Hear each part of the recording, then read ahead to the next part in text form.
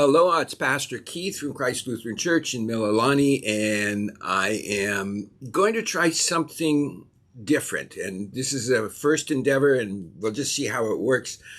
I've been thinking about this for a while. Pastors often have a lot of sermon material that they leave out, or in some cases should leave out, because it's just too much to include in a sermon that is 10 to 15 minutes long or thereabouts, or however long you're used to, right? But there are some sermons that end up being way too long because the pastor wants to include everything. Another concept that we deal with is that sometimes pastors come up with 5 different sermons for each Sunday, at least in their heads and in their notes. And is there a way to share some of this so that people aren't trapped in the pew or in their chair for an extra 10 minutes of the pastor going on and on and on? So I am wondering if it's possible for me to record and upload to YouTube a few sermon notes that drop out of the sermon, but that if some of you would like to explore the thoughts further, might give you an opportunity. Okay, enough said. I might say it a few times more, but enough said for now. For this Palm Sunday, in April 2nd, 2023, there was a reading I wanted to add that I couldn't seem to squeeze in, but it was a lot of what my thinking came out of. And the thinking about what journey are we on? What journey has God plunked us down on? What journey is God, what world, what comfortable, safe world has God plucked us out of and plunked us down on? What road have we been plunked down on? On what road is God and faith to be found?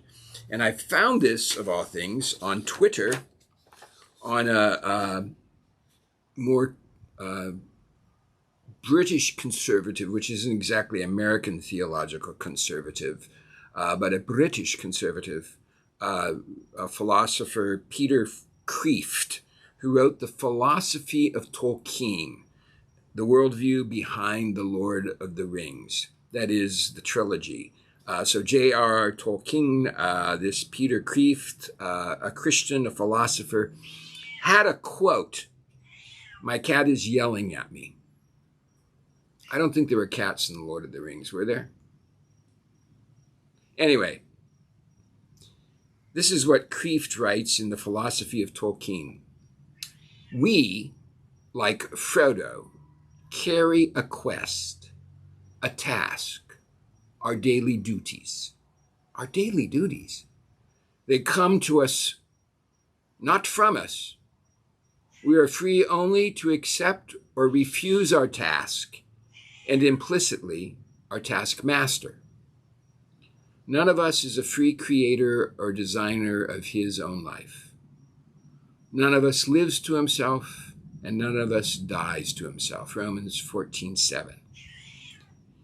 Either God or fate or meaningless chance has laid upon each of us a task, a quest, which we would not have chosen for ourselves.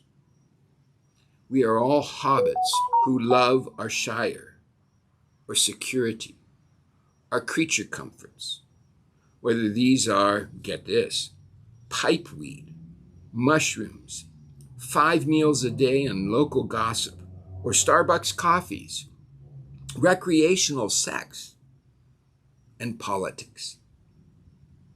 But some authority not named in the Lord of the Rings, but named in the Silmarillion, has decreed that a quest should interrupt this delightful Epicurean garden and send us on an odyssey.